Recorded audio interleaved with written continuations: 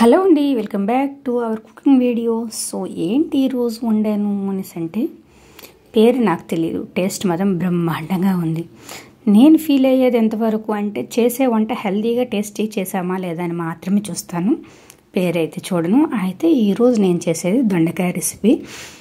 దొండకాయలు కట్ చేయడానికి బద్ధకమయ్యి మిక్సీలో ఇలా బరకగా మిక్సీ పెట్టి ట్రై చేసిన వంట. అయితే దొండకాయలు కట్ చేయడానికి ఒక కట్టర్ ఒకటి కొన్నాను, అది వేరే విషయం అండి. కొత్తలో యూజ్ చేస్తాం కానీ పాత అయిపోయాక అవి ఏ మూలు ఉంటాయో కూడా తెలియదు నా వరకు అయితే మాత్రం. సో అందుకని ఈరోజు ఈ వంట ట్రై చేస్తున్నా, బ్రహ్మాండంగా వచ్చింది. దీనికోసం ముందుగా స్టవ్ ఆన్ చేసి కడాయి పెట్టుకుని ఆయిల్ వేసుకోవాలి. ఆయిల్ వేడయ్యాక ఆనియన్ కట్ చేసి వేసుకున్నాను, అలాగే కొద్దిగా సాల్ట్, నెక్స్ట్ అలాగే కొద్దిగా పసుపు వేసుకుని మొత్తం ఆనియన్ అంతా కూడా ఫ్రై చేసుకున్నా. ఇందులోకి ఇప్పుడు ముందుగా మనం మిక్సీ పట్టుకున్న దొండకాయ పేస్ట్ని, అదేనండి పేస్ట్ కూడా కాదు, కొంచెం బరకగా అయితే మిక్సీ పట్టుకున్నాను. ఎంత బద్ధకమో నాకు చూడండి. సో అయితే ఇలా వేసుకొని మొత్తం ఒకసారి బాగా కలుపుకొని మూత పెట్టుకోవాలి. గ్యాస్ని లో ఫ్లేమ్లో పెట్టేసి ఇలా ఒక 4-5 సార్లు మూత తీసి కలుపుకుంటూ మళ్ళీ మూత పెట్టుకోవాలి. సో అప్పుడే కర్రీ అనేది బాగా టేస్ట్గా వస్తుంది. ఇలా మధ్య మధ్యలో కలుపుకుంటూ అయితే చాలాసార్లు కలుపుకుంటూ కుక్ చేసుకున్నాను. ఇలా కుక్ అయ్యాక ఇందులో కొద్దిగా సరిపోయేంత మిర్చి పౌడర్, అలాగే దంచిన వెల్లుల్లి.